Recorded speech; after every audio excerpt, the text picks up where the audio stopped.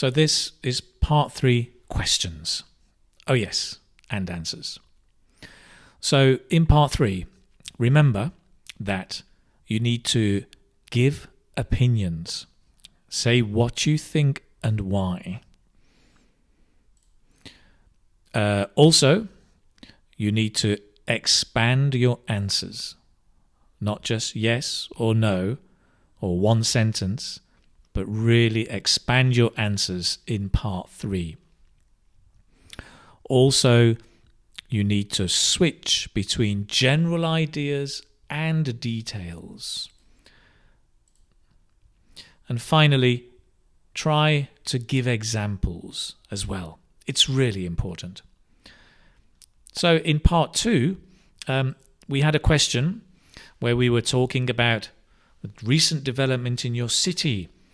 So we've been talking about a recent development in your city, and now I'd like to go on to talk about something related to that. And here come your part 3 questions. These are some examples you may get on this theme. Why are more and more people choosing to live in the city? What are the pros and cons of growing urbanization? How has this growing urbanization impacted our lives? And what are the key things to consider when planning city development? So I'm going to go through each question, show you briefly the trigger so you're clear what you should be answering, and then give you a simple sample answer. Okay, so let's take the first question. Why are more and more people choosing to live in the city? Well, the trigger, quite simply, is why. And when you get the why, very, very simply, all you have to do is give an opinion and a reason. So make sure you give an opinion and a reason. Let's try that. Why are more and more people choosing to live in the city? Well, that's not strictly true for all cities. For example, where I live, there's an exodus of young people. However, I do agree, by and large, more and more people are looking to live in the cities, and I would say it's usually because they're looking for work. There tend to be more job opportunities. The bigger companies have their headquarters in the bigger cities. So you get a bit of a cycle, because that, in turn, often leads us to finding better facilities in cities, such as schools and hospitals, and even better shopping malls. Okay. What are the pros and cons of growing urbanization? Well, the trigger is the pros and cons, and what you need to be doing here, your response is going to be compare and contrast. Compare the advantages to the disadvantages, contrasting them. So let's see if I can do that.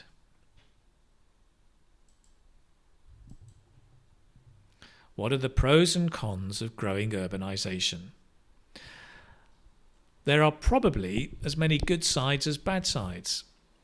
Well, as far as advantages are concerned, I reckon it can lead to higher standards of living for more people, especially in terms of better education, healthcare, job prospects, and the like. That said, the downsides are pretty clear. Urbanization leads to more cars and factories, and so more pollution. And more often than not, it leads to social inequality, and so potentially higher crime rates. For example, recent school shootings in the States have tended to happen in cities, not rural areas.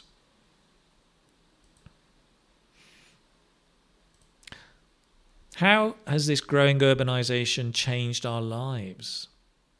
This is a very common trigger.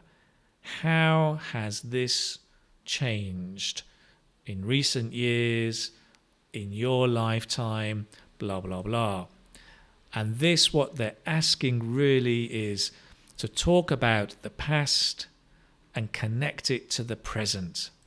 So talk about the past and the present impact. You usually are going to have to use the present perfect. So let's try. How has this growing urbanization changed our lives? Well, first of all, on a positive note, it has meant more jobs for more people. Personally, I have benefited from living in big cities most of my life and have had good jobs with opportunities for promotion. However, it's not all a bed of roses. I would say it has also forced us to get used to living in crowded spaces. And whether we like it or not, the cramped metro trains, long queues for buses are a reality of city life. Looking at the bigger picture, some also say that our modern big city lifestyles have led to unstoppable global warming. So there is pressure on us to recycle, to be more careful with how we use water and electricity. Good. And what are the key things to consider when planning city development? By the way, when the examiner says good, it doesn't mean your answer is good. They're just using a filler to connect to the next sentence. So what are the key things? The trigger here is really, what are the key things, is looking at a list. You need to give your list and, if possible, prioritize. What are the priorities? Which are the most important? So what are the key things to consider when planning city development? Well, it's a very good question. For me, the most important consideration is the population demographics and needs. For instance, if there are a growing number of older people in the city, then things like hospitals and good public transport will need to be planned for. Another factor to take into account is funding, and I mean present and future. You know, how many buildings are planned, started and left unfinished when funding runs out? And then these buildings remain an eyesore for years to come. You know, there are 2 unfinished shopping malls in my city that are quickly becoming dirty, dangerous, and really mini slums. It goes without saying, governments have to consider the environment, the physical one. So is the city built near a river, next to mountains? What's the climate like? And so on.